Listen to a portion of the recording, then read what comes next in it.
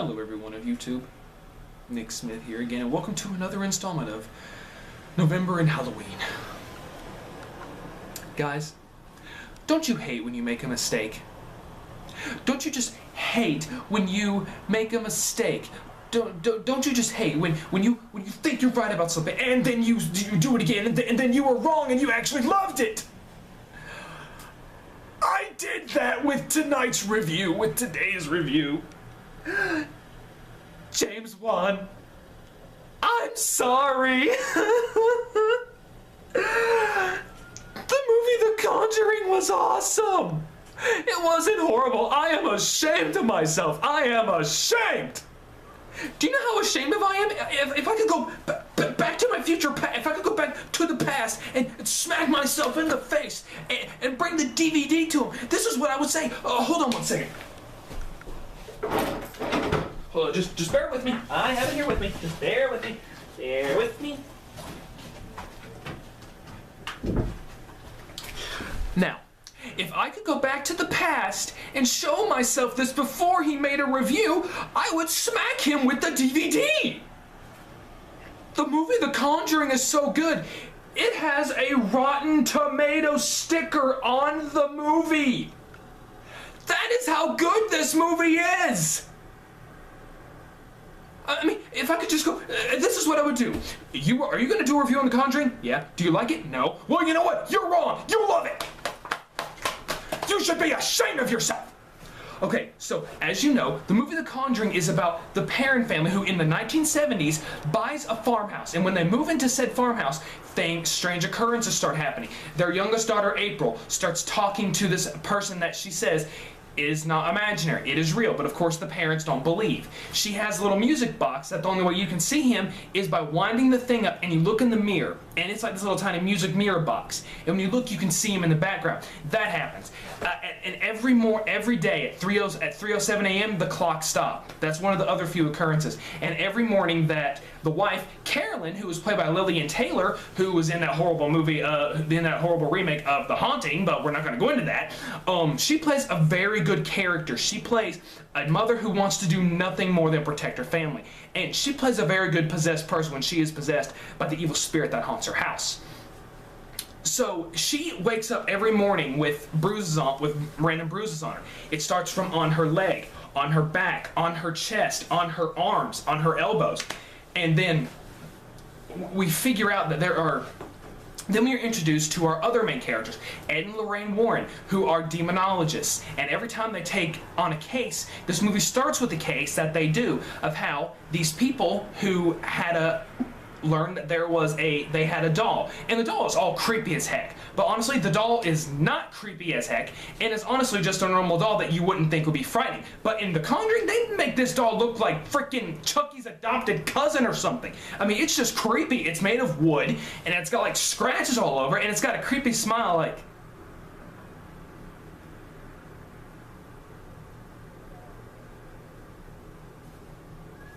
But and the doll's name was Annabelle because the people that they were talking to said that they found out that a woman named Annabelle died in her apartment, so they felt sorry for the spirit and they said we allowed it to move into the doll. Okay, that was stupid, but the spirit tricked them. That's fine. These things can happen. There's other freaking haunted dolls out there in the world, and after doing research, this actually happened. They would come home and they would find the doll, like the doll's hand would be moved, or the head would be turned a different way, or it would be in a completely other different room. And then as things got worse, it would write, "Do you miss me? Did you miss me?" on the wall. It would just like write everything in crayon. Now, I don't know if that actually happened, but that led them to go find Ed and Lorraine Warren, who find out if they actually are possessed or if their house is not actually haunted. So they find out that the doll is actually a conduit, that an evil spirit has haunted itself onto the doll. So basically the doll isn't evil, but there's a spirit in it. So basically every case that they do, that they find out there's actually something there, they take a piece and they put it in this little museum that they have, which is actually real. And on the Annabelle case it says, please absolutely do not touch. They keep all these things in there because basically Ed Warren says in an interview it's best to keep these things off the street. It's like keeping guns off the street. So when things get so bad as the people of the family being tortured as to where the girls do this game called hide and clap, which is where you have a blindfold and you walk around the house and you do like that.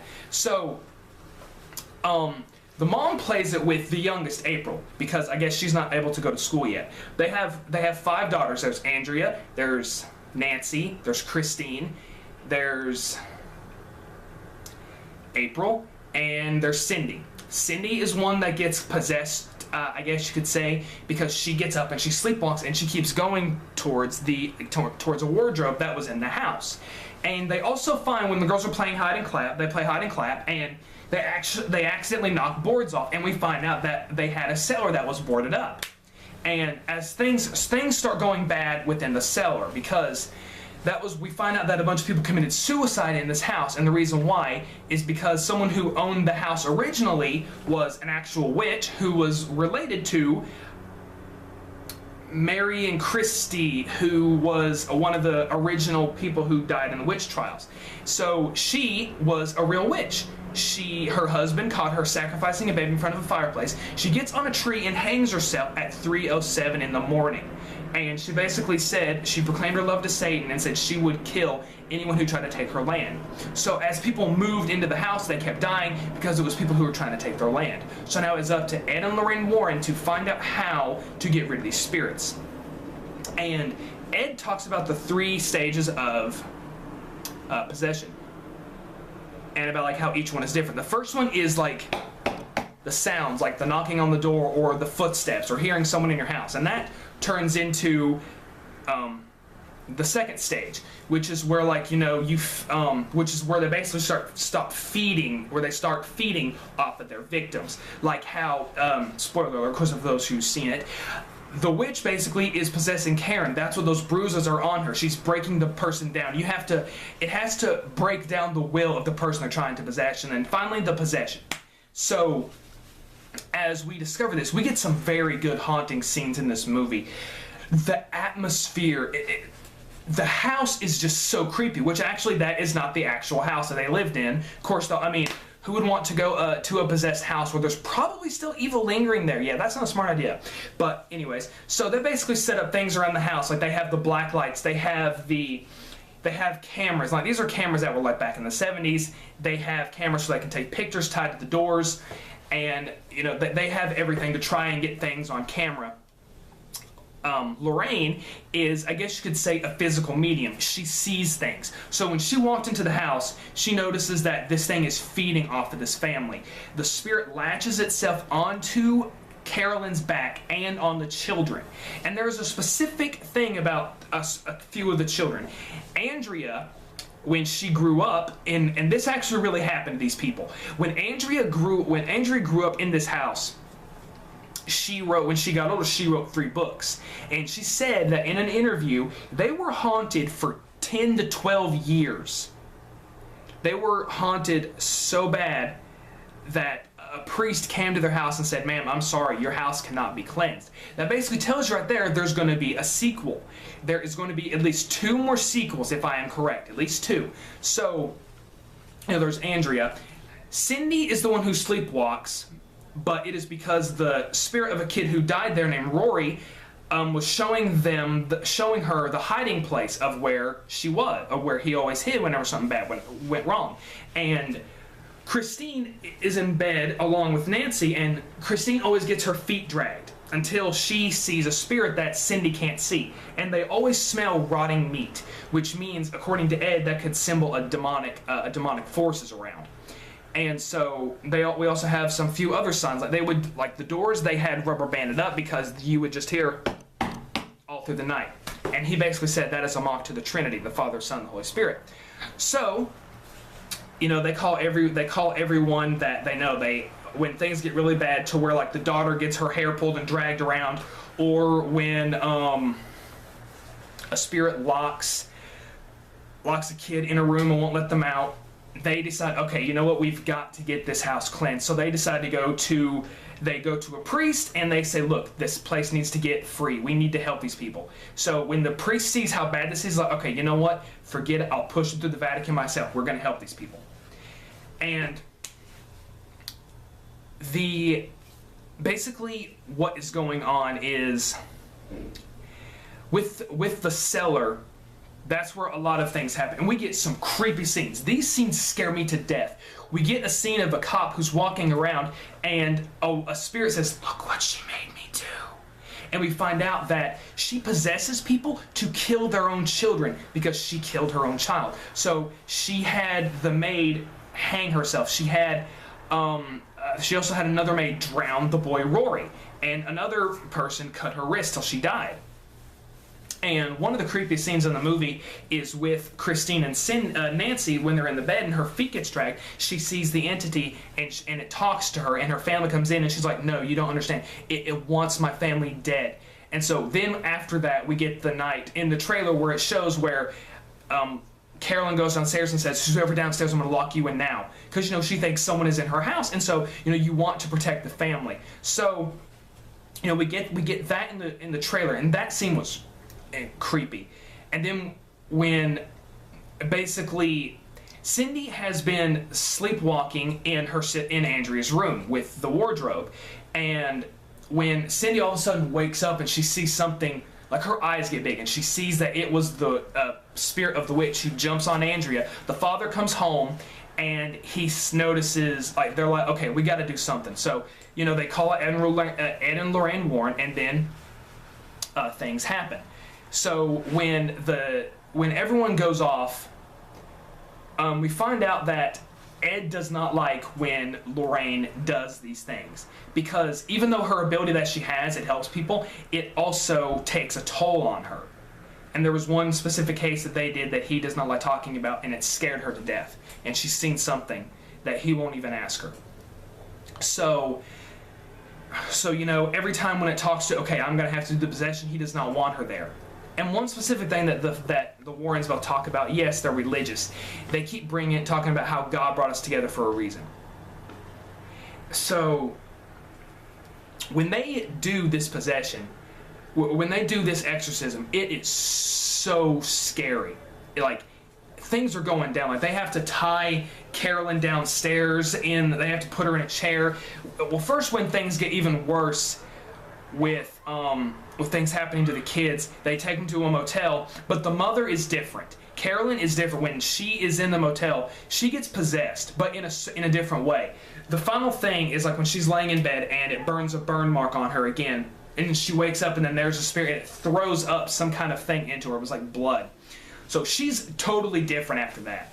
And then all of a sudden, when the dad goes off to get groceries or something because Ed and Lorraine went home to check on their daughter, which the spirit goes after to warn them, "Hey, stop trying to stop me or I'm going to hurt your daughter." Basically, Roger gets back and he's like, "Hey, something's gone wrong. Andrea and Cindy said that Carolyn took off with Christine and April because she was going to kill those two." So we see her trying to kill Christine, but April is missing. So when they're doing the possession, their helper Drew is trying to find the daughter. And when she finds when he says, "I found the daughter," she goes under the house and she tries to kill her. But then they use the fact of, like, this is what you're going to be leaving behind, of how much you love these kids.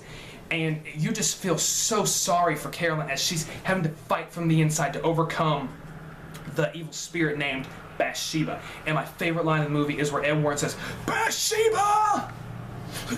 By the power of God, I condemn you back to hell." And then they use the power of God and of love to help her defeat the spirit.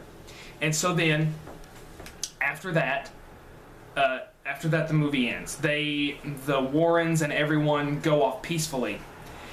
And so we learn about how they did more cases afterwards. And the biggest thing in the movie, most horror movies, what they do nowadays is, like, after everything's figured out and after everything's solved, they'll do a big jump scare. But they didn't do it in this movie. What they did was they put the music box and it just did the little song.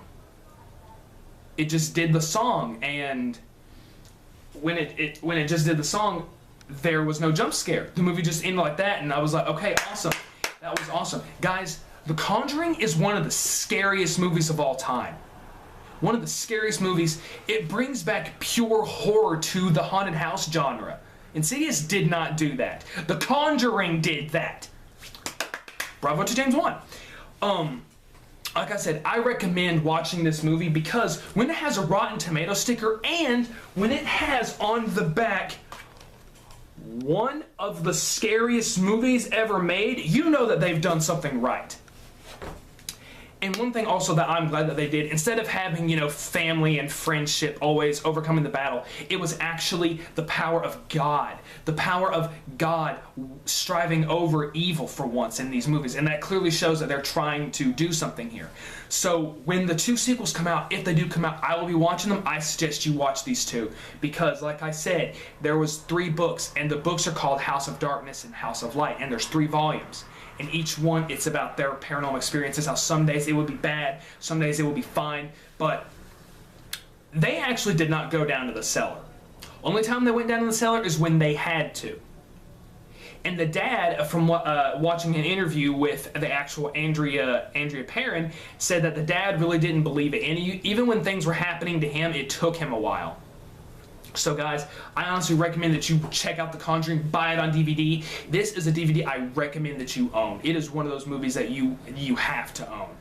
If you like ghost story movies, if you like horror ghost story, that is exactly what this movie is for you. It is for you. Well guys, I'm Nick Smith. I'm going to do at least a couple more videos on Haunting in October and November. I hope you'll check them out. Please comment and subscribe what you think about this video. Let me know what other movies you want me to do this coming November. Have a good day.